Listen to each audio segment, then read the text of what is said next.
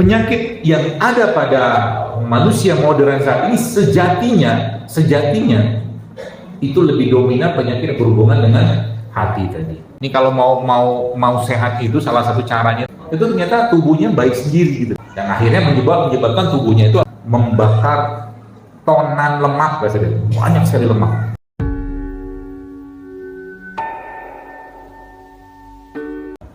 Kalau sekarang ya kita tahu bahwa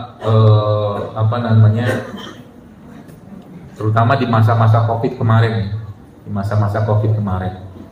itu ternyata subhanallah ya kita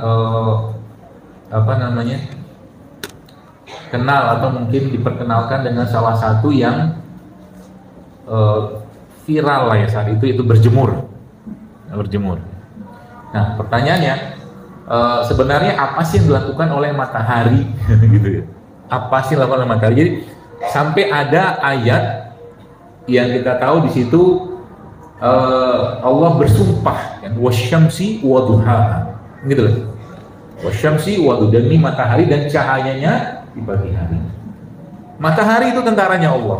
Ya, matahari itu tentaranya Allah. Itu yang saya katakan tadi, kita punya yang ada di luar kita dan ada dalam diri kita. Nah, contoh mungkin matahari. Banyak orang berpikir atau mungkin mengetahui ya bahwa matahari itu yang mengubah misalkan provitamin D menjadi vitamin D gitu loh. Padahal aslinya lebih dari itu kerjanya matahari. Makanya kalau kita sudah tahu kerjanya dia apa saja, maka itu akan membuat kita itu ya memang merasa memang Robbana ma khalaqta hadza batila gitu loh. Enggak sia-sia ya Allah Kau ciptakan ini semua. Ya. Apa saja misalkan manfaatnya? Contoh mungkin dia menjadi salah satu mediator ya untuk menghasilkan hormon kebahagiaan ya, kita kenal sebagai endorfin. Itu satu contohnya. Ya. Kemudian apa lagi? Dia punya kemampuan untuk memicu produksi namanya adenosin trifosfat. Itu salah satu katakanlah senyawa lah yang ada dalam tubuh kita, yang itu memberikan energi menjadi bahan bakar dalam tubuh kita.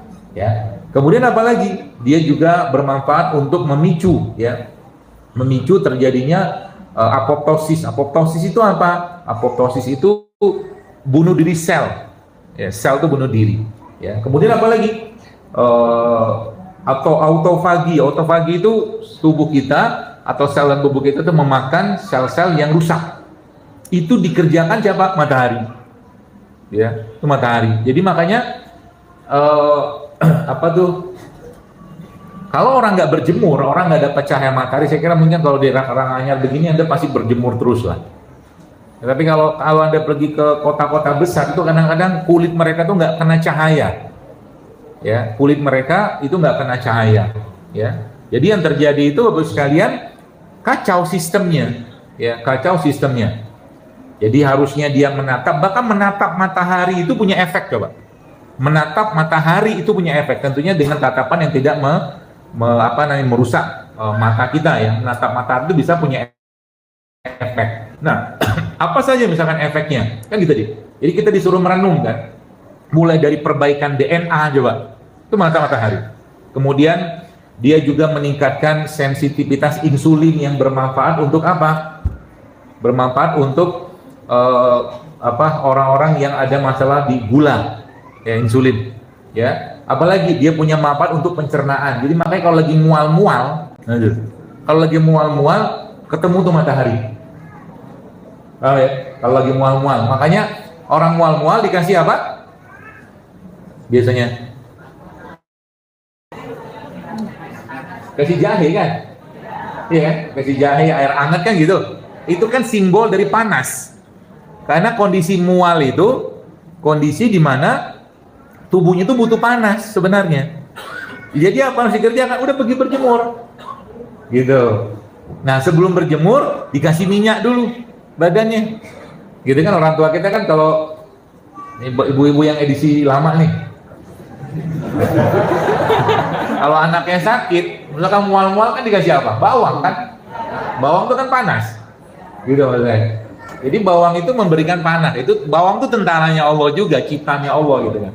Nah makanya saya katakan tadi, ini baru kita bahas matahari saja. Jadi Manfaatnya luar biasa. Mulai dari jadi orang yang ada gangguan pencernaan gitu ya, pergi berjemur. Kapan berjemurnya? Itu wasyamsi waduhaha. Gitu loh. Pakai ayat itu sampai waktu duha. Waktu duha itu ya sampai kapan? Ya kalau teori yang ada sekarang kan itu sampai jam 10 katanya gitu kan. Tapi intinya tuh yang tidak terlalu panas, tidak terlalu menyengat, tidak terlalu redup gitu loh. Ya waktu duha lah. Ya seperti itu, ya.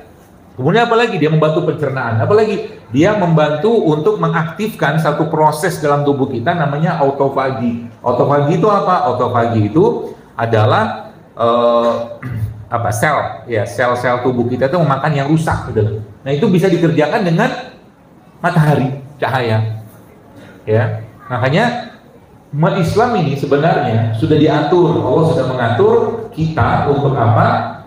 Untuk waktu tidurnya sudah ada, waktu bangunnya sudah ada, kan gitu kan? Surat apa itu? Qumil laila illa qalila. Kan disuruh bangun kan? Nisbahu aw inqus minhu qalila. Udah ada waktu tidurnya ada, waktu bangunnya ada. Jadi sekarang tidur itu sendiri ya sebuah hal yang memang Allah katakan ya bahwa malam itu waktu tidur. Ya, sehingga jangan banyak beraktivitas waktu malam, jangan banyak makan waktu malam, ya karena waja'alna laila libasan, kata Allah kami jadikan malam itu sebagai istirahat. Ya, jadi kalau mau sehat mulai sekarang jangan banyak makan malam. Kalau kondangan gimana?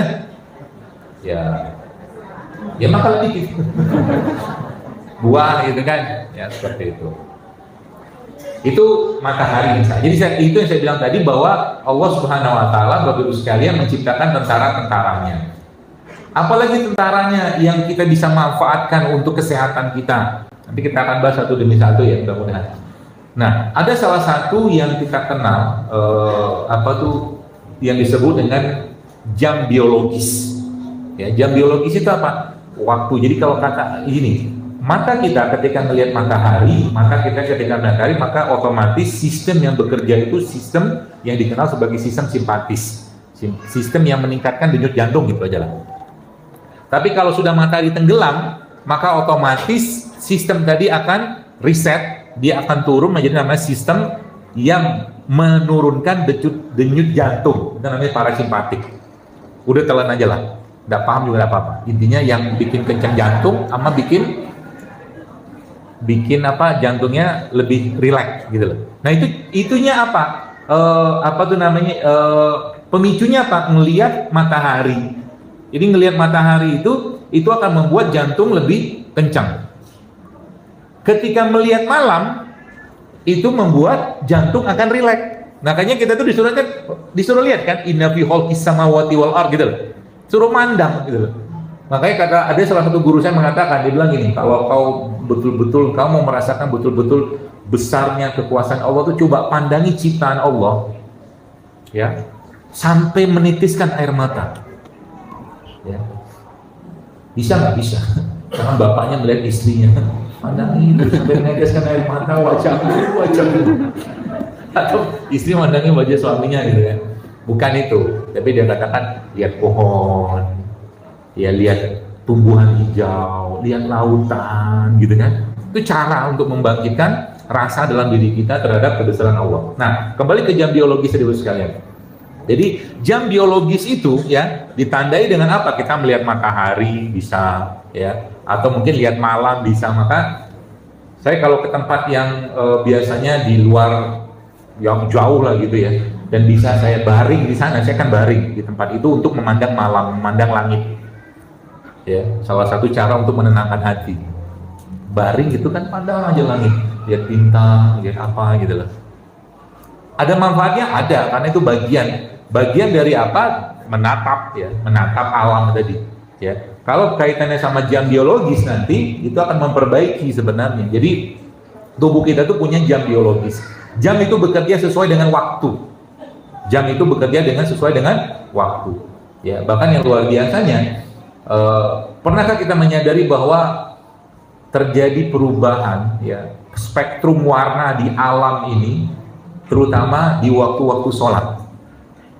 Ya, makanya yang dulu saya pernah diskusi dengan salah satu ustaz gitu kan, itu azan, irama azan subuh, zuhur, asar, maghrib, isya itu harusnya beda, nggak sama harusnya.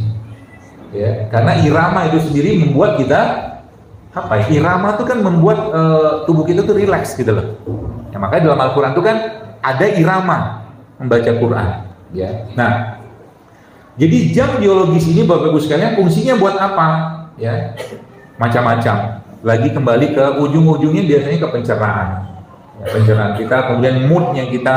Jadi kalau kita lagi coba lihat, alam itu memberikan mood yang luar biasa ke kita. Anak-anak yang bermain hujan misalkan, atau mungkin kita yang bermain hujan. Jarang ada anak-anak bermain hujan dalam keadaan dia menangis. Pasti bahagia. Karena memang Allah sudah janjikan dalam Al-Quran, betul saudara, bahwa hujan itu memberi kebahagiaan. Betul. Apakah ada makanan yang memberi kebahagiaan? Ada. Ya, kalau Anda pernah baca hadis tentang talbina itu kan kata Nabi SAW, itu menghilangkan sebagian kesedihan dan memberi kebahagiaan. Talbina, bubur, tepung, talbina kayak gandum dia. Ya. Kita kan di sini tuh kan bukan produk lokal, tapi itu biasanya dari luar itu. Tapi itu seperti tepung gandum seperti itulah. Kalau kita biasanya yang bikin bahagia itu apa? Gorengan, Indomie, mie instan, gitu kan. Kebahagiaannya tipis sekali gitu. Gorengan bikin bahagia? Iya. Ya, tergantung orangnya sih. Kalau saya ngeliat gorengan susah hati saya. Susah hati karena itu ujian. Coba ya nanti.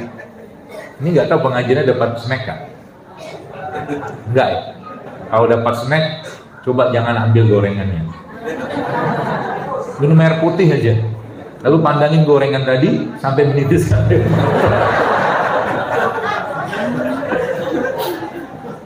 Ucapkan selamat tinggal. Saya pernah itu pernah menantang dalam IG saya tulis kan, di pondok. Saya bilang, berani kan pengasuh pondok itu dalam 1 minggu itu nggak ngasih makanan yang bertepung dan berminyak. Minggu aja saya bilang, 7 hari tidak ada yang menjawab. Padahal orang tua kita zaman dulu juga nggak banyak yang digoreng juga sebenarnya, banyak yang direbus, ubinya rebus, jagungnya rebus, gitu kan. Makanya orang tua zaman dulu lebih tangguh-tangguh, ya, kayaknya begitu. Baik, lalu bagus sekalian, circadian rhythm, irama biologis ini, ya, dari matahari kemudian tenggelam, ya, makanya semua waktu itu ada tanda-tanda kebesaran Allah, ya. Termasuk juga tadi ada pencernaan, dia belum waktu pencernaan, ya, kemudian mood, kemudian apa, performa, ya, ketahanan fisik kita, kemudian di situ juga mengatur kualitas tidur kita. Jadi kalau ada orang sakit, nah gini, ini cara Allah untuk membuat kita itu sehat. Ngantuk itu kan salah satu caranya Allah untuk mengistirahatkan tubuh kita, makanya dikasih malam. Nah, makan juga sama sebenarnya. Kalau kita sekarang diberi pilihan antara makan sama tidak makan, kita pasti akan pilih makan. Iya kan? Anda disuruh puasa sama makan, pilih mana? Jangan sok soleh gitu lah. Pasti pilihnya makan, saya pun pilih makan. Orang nafsu kita kan pengennya makan. Makanya karena saking luar biasanya, kita tuh keinginan makan. Di surga itu kan kata kenyang dan lapar tuh nggak ada loh. Nggak ada. Supaya manusia makan suka-sukanya aja makan. Di surga kan nggak ada kenyang. Makan kapan kita makan aja, bukan karena kenyang, bukan karena lapar. Kita berhenti bukan karena kenyang. Di surga kan begitu. Ya, kematian, ada kematian di surga kan tuh sesuatu yang fana gitu loh. Nah, tadi kembali ke kita. Jadi bagaimana caranya Allah membuat kita itu katakanlah sehat? Ya karena disuruh puasa kan susah. Puasa susah, suruh ikhlas susah, suruh sabar susah kan gitu kan. Makanya caranya gimana? Diistirahatkan. Nah itu kan. Ada yang pakai syariat, ada yang pakai ujian. Contoh begini, biar kita mikir gitu ya, supaya nanti ngerasa oh ternyata bener ya, itu cara Allah untuk membuat situ sehat. Contoh, orang lagi sakit, ya sakit, apa yang terjadi? Masih ngumpat nggak deh? Enggak. Masih ngomong jelek nggak? Enggak. Dia aja muka syahdu gitu, minta didoain, kan gitu kan? Doain saya kan gitu orang sakit kan. Nah, isunya gimana? Mulutnya. Bawain tuh gorengan paling enak sekarang anyar. Misalkan gitu kan, mau makan nggak dia? Disuruh Allah berpuasa. Coba orang sakit itu kan akhirnya apa yang terjadi? Banyak kan nggak makannya. Kalau makan pun bubur kan gitu kan. Itu caranya Allah apa? Untuk mengistirahatkan badannya. Kan gitu kan? Jadi sakit itu cara. Jadi kalau udah ngerti begini, harusnya kita bersyukur dapat sakit gitu loh. Iya loh. Karena Zaidul Akbar berceramah, YouTube sudah ratusan, bilang jangan makan ini, nggak bisa dok, itu enak banget, misalkan gitu ya. Terus saya makan gitu, ya udahlah tunggulah waktunya Allah bikin sakit. Gitu loh, mau pilih yang mana? Nah, pilihan kita masing-masing. Ya, wanita-wanita gitu kan, tuh kalau sekarang ini coba masya Allah ya, kita bahas perempuan dikit. Kan kasus-kasus seperti tumor payudara lah, apa segala macam, kemudian gangguan pencernaan, ya, menstruasi yang bermasalah, kan sekarang tuh kayak kacang goreng banget. Dan itu kalau saya tanya orang-orang yang kena tumor kistal segala macam itu, ya, atau mungkin masalah menstruasi gitu ya, itu nggak lepas dari makanan ini. Coba aja ya. Hobinya kan, saya tuh nggak jarang makan dok. Iya, bakso makan kalau itu. Mianya makan kalau itu. Sama aja. Kan tepung juga gitu, terigu. Nah itu biang keroknya salah satunya. Ya makanya saya bilang tadi coba tuh mulai diatur. Dan itu saya lihat beberapa ya jamaah-jamaah yang pas lagi kajian itu tanya itu nyata emang ketika mereka mulai meninggalkan tepung, mereka mulai meninggalkan minyak goreng, itu ternyata tubuhnya baik sendiri gitu. Sesederhana itu caranya gitu. Ya. Jadi makanya gaul dengan orang-orang yang sehat. Hidupnya makanannya sehat, pikirannya sehat, gaulnya sehat gitu. Gitu. Ya, nah, itu sikap dia itu. Apalagi dia punya manfaat untuk sekalian, termasuk dia juga mengatur tadi ya keseluruhan kesehatan kita. Jadi makanya ini kalau mau sehat itu salah satu caranya tuh ikutin jam biologisnya kita yang diajarkan Nabi SAW. Nabi itu tidurnya kapan? Ba'da Isya. Ya, nanti habis tengah malam beliau tidur. Menjelang subuh nanti kan ada tidur lagi sekali tuh. Kalau beliau ngantuk menjelang komatnya subuh. Nah, kalau yang terganggu, apa yang terjadi? Yang terjadi apa kalau yang terganggu? Banyak sekali. Mulai dari kepikunan, obesitas, diabetes, itu bisa dipicu oleh karena masalah tidur yang bermasalah. Itu baru tidur kita bahas. Ya, segitu luas Islam mengatur. Lagi-lagi saya sampaikan bahwa agama kita ini masya Allah ya, urusan dari bangun tidur sampai bangun tidur lagi itu diatur di agama ini. Tadi saya ditanya, ya bukan ditanya, tadi pagi saya sampaikan di Islamic Center, saya katakan saya dapat video itu video tukang sihir dari Rusia, perempuan, wajahnya kayak tukang sihir. Nanti bisa bayangkan tukang sihir kayak apa wajahnya? Susah dibayangkan, udah terima saja. Wajahnya kayak penyihir gitu kan. Dia cerita, ada yang nanya gitu kan sama dia. Dia bilang dari semua orang-orang yang ada sihir ini yang paling susah itu siapa? Orang Islam gitu. Dia bilang gitu. Ya. Kenapa orang Islam susah? Dia bilang itu mereka itu beribadahnya, kata dia. Beribadahnya itu bukan karena perlu saja. Karena ada agama tertentu, agama lain itu yang datang ke rumah ibadahnya kalau perlu doang, nanti 5 tahun lagi baru datang ke Tuhannya. Ada kayak begitu. Ya. Terus dia bilang gitu, jadi seakan-akan mereka itu dalam keseharian mereka punya kubah pelindung dan itu nggak bisa ditembus. Itu apa itu? Zikir, sholat kita, ya, sedekah kita, ngaji kita itu. Ya, dan itu dia bilang karena apa? Karena mereka itu menghambakan diri mereka, kata si tukang sihir itu, kepada entitas yang tak berwujud. Jadi nggak bisa melacak deh. Gitu, kerennya Islam. Jadi ya wajar kalau orang itu sudah imannya kuat, ya seperti ceritanya Umar bin Khattab itu tuh masya Allah kan. Itu setan itu kalau ada 2 tempat, begitu kan kisahnya tadi?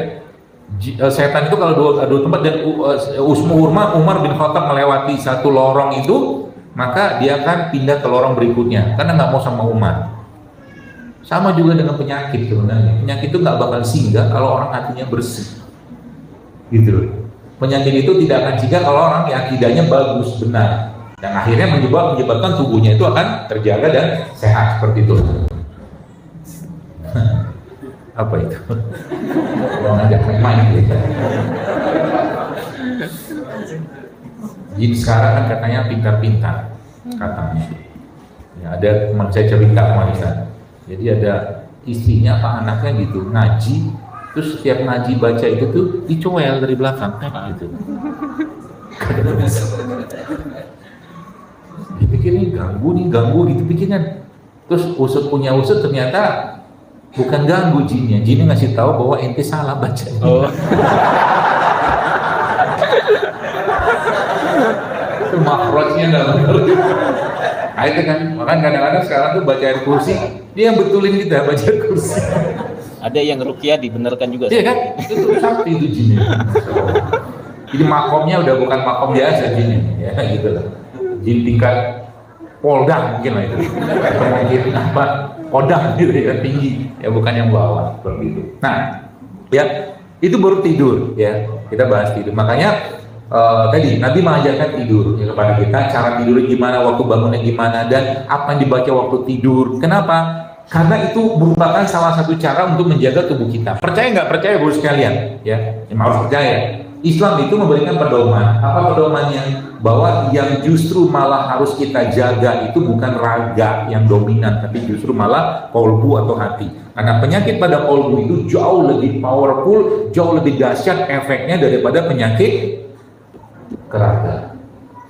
Ya, jauh lebih dahsyat. Makanya Al-Quran itu menjadi solusinya. Ya, kata-kata syifa dalam Al-Quran itu sebagian besar ya, kata-kata syifa itu dinisbatkan atau ditaruh Al-Quran sebagai syifanya. Baru madu, satu kata saja di surat An-Nahl itu syifa itu madu. Ya, jadi maknanya apa di situ? Yang penyakit yang ada pada manusia modern saat ini sejatinya itu lebih dominan penyakit berhubungan dengan hati tadi. Caranya gimana? Ya tadi banyak caranya ya. Kita mentadaburi, kita mengikuti katakanlah bagaimana petunjuk Nabi, ya termasuk kayak yang biologinya memang ada hubungannya, ada. Ya, ada. Kalau itu berubah siklus kita itu baru sekalian, ya maka pasti akan ada masalah di raga kita. Keletihan, bahkan malas. Makanya ada doa Allahumma inni a'udzubika minal hammi wal hazan, a'udzubika minal ajzi wal kasal, a'udzubika minal jubni wal bukhl, kan gitu kan. Malas, takut, sedih, pengecut, mabahil. Kan penyakit tuh, ya. Tidur yang salah saja itu bisa menyebabkan penyakit dalam tubuh kita. Jadi mulai sekarang nanti usahakan tidurnya lebih awal. Ya, saya pribadi sekarang udah jarang ngisi malam. Gitu kan? Kenapa? Malam tidur. Biasanya malah justru handphone saya itu rata-rata habis maghrib atau isya udah nggak saya pegang lagi. Karena ini kan ujian. Sekarang orang bisa tahan dan rela tidak makan daripada nggak beli pulsa. Penyakitnya itu. Maka sekali-sekali gak usah pegang handphone. Insya Allah Indonesia tetap jalan bagaimana biasa. BBM tetap naik misalkan gitu. Standar gitu. Tidak apa-apa. Baik, itu ya circadian rhythm. Kemudian bagian apa yang menyebabkan dia bisa bermasalah gitu kan? Atau mungkin jam biologisnya bermasalah. Yang paling seringnya ini, contoh gini, kalau Anda perhatikan bagaimana Nabi mengajarkan kita untuk tidur gitu kan. Cara tidurnya diajari nggak? Cara tidur diajari sama Nabi. Ya, contohnya apa? Tidur menghadap ke Bapak berada di sisi kanan kan gitu kan? Menghadap ke kanan apa kiri? Kanan. Kiri. Cerita kanan kiri ini saya mau cerita sedikit. Kalau Anda yang pernah ke Medan, di Medan itu ada satu jalan dari daerah Sibolga ke Tarutung. Sibolga ke Tarutung namanya. Kalau lulus dari situ, lulus jadi supir Medan, ya, atau jadi supir. Itu jaraknya cuma 62 km, hanya 62 km. Saya kemarin diajakin teman ke sana untuk ngetes perut saya. Kenapa dites? Karena 62 km itu ada 1.200 tikungan. Browsing ini kalau nggak percaya. 1.200 tikungan. Baru masuk tikungan lagi. Gitu loh. Sibolga terlalu. Itu dia untuk ngetes, ini benarkah Jalil Akbar ini ngajarin hidup sehat? Kita tes pencernaannya, lulus ya.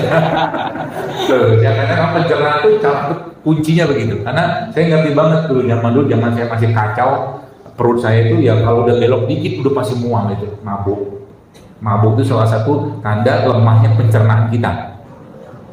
Oh, baru tahu. Dikit-dikit mabuk, gitu kan? Makanya salah satu orang yang lemah itu apa? Hamil kan? Orang hamil kan mabukan. Pasti lemah dia. Makanya orang hamil itu kan butuh apa? Butuh perhatian, butuh kasih sayang gitu loh, butuh makan yang benar. Bukan hamil itu mengikuti hawa nafsu saja. Ya, hawa nafsu dalam artian dia pengen ini, makannya nggak ada yang sehat gitu kan? Itu harus dilawan. Kecuali ngidam. Kalau ngidam itu lebih baik bapak-bapak penuhi idamannya. Yang repot itu kalau apa? Kalau yang diidamkan atau dingidam itu yang mahal. Habis gitu kan, ini kok ngidamnya logam mulia ya.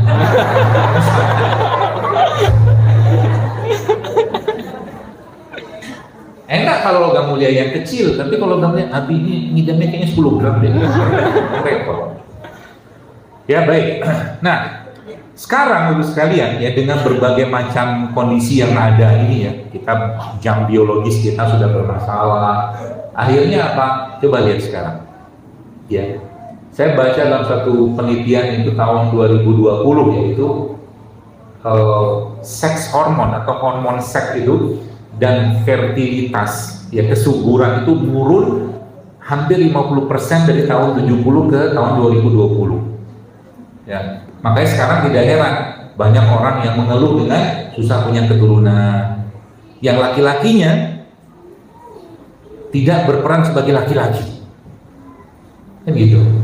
Karena hormon seksnya turun. Kebanyakan salah satunya mungkin jam biologis terganggu atau makan makanan yang menyebabkan dia tidak punya tidak meningkat hormonnya. Jadi kalau saya tanya sekarang, berarti dok, bagaimana cara untuk meningkatkan hormon laki-laki itu namanya testosteron. Ya, ini saya ajarin caranya supaya Anda tampak gagah dan perkasa di rumah. Caranya mau dikasih tahu? Siapa tahu ibunya bilang begini ke bapak, panggilnya bapak atau Abi harus berbagi kebahagiaan dengan wanita lain. Maksudnya sebelum nikah lagi, ini salah. Yang ini dia berarti langsung baperan. Jangan baper ya, nanti jantungnya kena. Yang sudah baper, itu baper tuh penyakit itu. Ya. Tanda-tanda orang baper apa? Mudah banget left group. Dia omongin sedikit, keluar grup gitu. Ya. Bagaimana caranya? Puasa itu cara paling mudah untuk meningkatkan hormon. Berapa lama? Kalau maksimal, tapi ini puasa bukan kita tidak bahas puasa sesuai syariat tentunya ya. Ini puasa yang kita tidak makan, cuma minum aja. Ya, itu sampai 48 jam. Jadi dia cuma minum dan menghentikan aktivitas makannya dan mengurangi gula yang masuk. Jadi bahkan ditekan gulanya ya dengan cara mengkonsumsi minuman ya yang membuat tubuh itu merasa cukup kenyang. Ya. Contohnya apa? Kopi. Kopi itu bisa membuat kita bertahan. Ya. Itu yang pertama. Tapi kopinya pakai gula enggak? Kopinya pahit. Terus apa lagi? Teh hijau. Teh hijau itu membuat tubuh kita merasa tercukupi. Ya, kenapa? Karena sebenarnya tanpa banyak makan pun minum saja kita udah cukup sebenarnya untuk bertahan. Yang terjadi apa? Itu yang saya baca dalam sebuah buku yang itu berdasarkan data juga gitu ya. Kalau bicara tentang salah satu penyebab tidak munculnya hormon-hormon kesuburan dan hormon-hormon yang harusnya ada pada tubuh manusia, baik laki atau perempuan, itu salah satunya karena lemak. Karena lemak. Ya, makanya dia bilang 24 hour fasting itu, 24 jam puasa itu bisa membakar tonan lemak, banyak sekali lemak. Dan lemak itu menjadi salah satu pemicu banyak masalah ya, kesuburan, diabetes juga, ya masalah jantung ya, dengan cara kita mengurangi makan selama beberapa waktu tertentu. Saya pernah berapa lama? Baru 22 jam nggak makan. 22 jam. Jadi paling gampang caranya gimana? Gampang sekali. Kalau ada puasa sunnah, karena besok misalkan Senin ini besok puasa sunnah kan, ada sahur kan jam 4 misalkan ya. Sahur jam 4, kan bukanya jam 6 lah kurang lebih. Kan sudah 14 jam tuh. 14 jam itu Anda buka pakai air putih saja atau kurma 1 butir, habis itu nggak makan lagi sampai besok. Sampai sahur kan sudah 24 jam. Iya kan? Terus kalau lapar gimana? Kan tidur.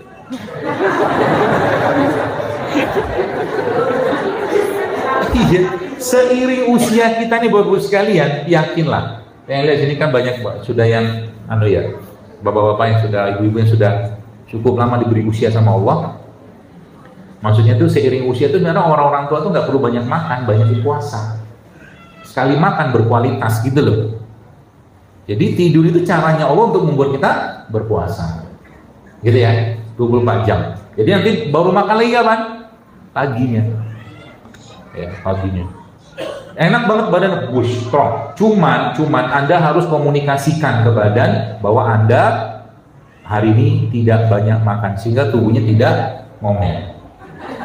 Tubuh itu bisa ngomel kalau kita nggak ngasih tahu. Makanya kenapa di dalam Islam itu ada sahur. Sahur itu salah satu cara untuk memberitahu bahwa tidak ada kalori yang masuk, tidak ada makanan yang masuk setelah ini, sehingga tubuh stabil. Makanya orang sakit mah waktu lagi puasa Ramadan karena ada sahur itu kan nggak ada keluhan dia.